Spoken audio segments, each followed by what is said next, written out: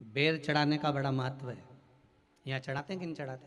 चढ़ाते हैं। शिवरात्रि के दिन बेर चढ़ाने का बड़ा महत्व है। और शिवरात्रि पर चढ़ा हुआ वो बेर उठाकर ले आइए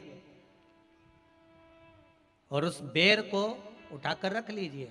मान लो किसी को उदर से जुड़ी हुई जब तकलीफ रहती है, पेट से जुड़ी हुई तकलीफ रहती है, पेट से जुड़ी हुई कोई भी प्रॉब्लम हो, अगर पेट से जुड़ा हुआ कोई भी रोग आपको लग गया और डॉक्टर की दवाई चल रही है, सारी औषधि चल रही है, जो शिवरात्रि पर आपने बेर चढ़ाया है वो बेर अगर आपके यहाँ रखा हुआ है, वो बेर उस रोग वाले व्यक्ति को खिला दीजिए।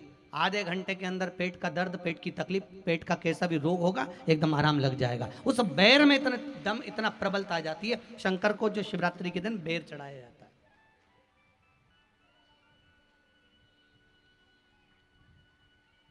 भगवान शिव पर समर्पित हुआ वो बेर का इतना महत्व महाराज।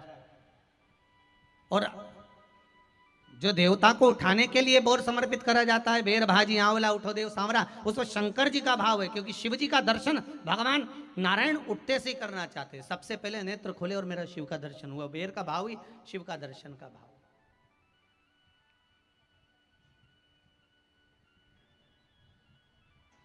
कितनी बड़ी औषधि होगी बेर के अंदर, जरा देखिएगा कि मेरे राम जी शबरी अम्बा के दरवाजे पर पहुंचे।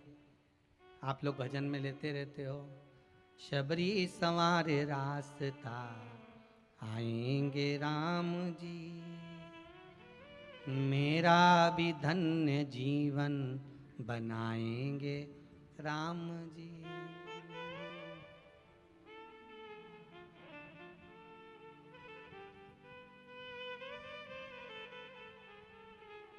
और बागों से चुन चुन के वो लेकर आई बेर की टोकरी लाई। खट्टे हो चाहे मीठे हो पाएंगे राम जी,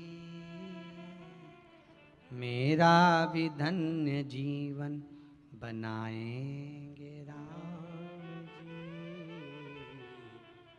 शबरी ने राम जी को बेर दिए, राम जी ने बेर खाया, प्रेम से खाया। याद आया पीछे लक्ष्मण खड़ा है, राम जी ने लक्ष्मण को बेर दिए, ले लक्ष्मण ये बेर खा ले। लक्ष्मण जी ने बेर लिए। लक्ष्मण जी ने बेर को देखा तो वो शबरी अम्बा अपने मुंह से झूठा करके दे रही है। लक्ष्मण जी ने बेर लिया, पास में रख लिया, फिर लिया, फिर रख लिया। शबरी जी राम जी को बेर दे, राम जी लक्ष्मण जी को बेर दे, लक्ष्मण जी वो बेर लेके पीछे फेंकते जाए। उठाए फेंका, उठाया फेंका, उठाया फेंका। अब कोई लक्ष्मण साधारण है? जब भगवान राम विष्णु हैं, लक्ष्मण शेषनाग हैं। शेषनाग अगर कोई चीज फेंकेगा तो क्या पास में फेंकेगी? उठाया फेंका, कोसों दूर जाकर गिरा। और वो बेर कब काम आया? जब लक्ष्मण जी को शक्ति लगी, बाण लगा, लक्ष्मण जी मूर्छा होकर जमीन पर पड़े। सुषेण वेद को बुलाया और वेद से बुलाकर पूछा कि लक्ष्मण कैसे उठेगा? तो कहा संजीवनी लेकर आओ। संजीवनी लेने के लिए भेजा। तब संजीवनी लेने के लिए जब श्री हनुमान जी महाराज गए, संजीवनी बूटी जब लेकर आए और लक्ष्मण जी को जो दी, तब राम जी पहचान गए ये संजीवनी कोई दूसरी नहीं है। लक्ष्मण जी को जो बेर खाने को दिया था वो बेर फेंक दिया था, उसी बेर की पत्ती है जिसको निचोड़ निचोड़ कर लक्ष्मण जी को खिलाना पड़ी है। तो राम जी रोते रोते बोले पहले ही खा लेता तो खाना नहीं पड़ती। कोरोना का टीका पहले ही लगवा लेता तो दादा निपटता ही नहीं। लगे तो खाया ही।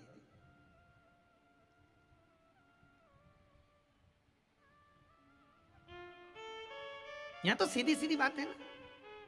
कहा पोलियो की दवाई जन्म लिए बच्चे से लेकर 5 वर्ष तक के बच्चे को पोलियो की दवाई पिलाई जाएगी। पोलियो की दवाई पियो तो हाथ पैर से विकलांग नहीं होगे। बोलो, बोलते कि नहीं बोलते? पियो विकलांग नहीं होगे।